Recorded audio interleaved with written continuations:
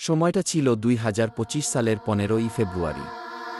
আমার এক বন্ধু কাজের সুবাদে আসামের পাঠশালা সংলগ্ন এক গহীন অঞ্চলে গিয়েছিল। জায়গাটা অদ্ভুত, দিনের বেলাতেও যেখানে সূর্য পৌঁছায় না।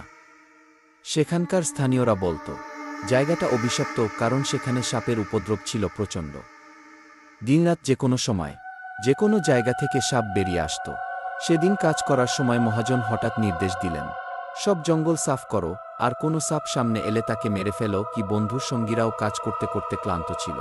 তারাও মহাজনের কথায় রাজি হয়ে গেল। দেখতে দেখতে চোখের সামনে একটি বিশাল সাপ বেরিয়ে এল। সাপটি সাধারণ কোনো গোখরো ছিল না, তার রূপ ছিল অলৌকিক। কিন্তু তারা তখন কিছুই বোঝেনি। নির্মমভাবে সাপটিকে পিটিয়ে মেরে ফেল তারা।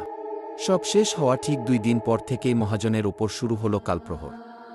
প্রথম প্রথম শরীর খারাপ দিয়ে শুরু হলেও রাতে সে চিৎকার করে ঘুম ভেঙে জেগে উঠত। সে বলত, ওরা আসছে, সাপের রাজা আমাকে ডাকছে। মহাজন চিনতে পারছিল না তার নিজের লোকজনকে। সে কেবল ভয়ে শিউরে উঠত। মহাজনের বাড়ির লোকজন শেষমেশ এক অভিজ্ঞ তান্ত্রিককে ডেকে পাঠায়। তান্ত্রিক বাড়িতে পা রাখতেই চারপাশের বাতাস ভারী হয়ে এল। তান্ত্রিক মহাজনের চোখের দিকে তাকিয়েই গর্জে উঠলেন, তোমরা যে পাপ করেছ তার ক্ষমা নেই। তোমরা সাধারণ কোনো সাপ মারোনি, তোমরা তাদের অধিপতি শেষনাগকে হত্যা করেছ। তার অভিশাপ তোমাদের পুরো বংশের উপর পড়বে। মহাজনের বাড়ির লোকজন তান্ত্রিকের কথামতো মন্দিরে বিশেষ পুজো আর ভোগ দেওয়ার ব্যবস্থা করল। দীর্ঘক্ষণ ধূপ আর মন্ত্রের আবহে পুরো বাড়ি কেঁপে উঠল। অদ্ভুতভাবে সেই রাত থেকেই মহাজনের জ্বর কমতে শুরু করল। দুঃস্বপ্নগুলো মুছে গেল। এরপর থেকে সেই অঞ্চলে আর কেউ কোনোদিন কোনো সাপের ক্ষতি করার সাহস পায়নি।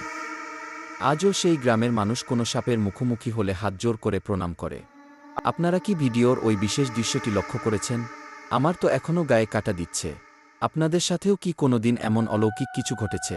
যদি হয়ে থাকে তাহলে কমেন্টে অবশ্যই শেয়ার করুন গে।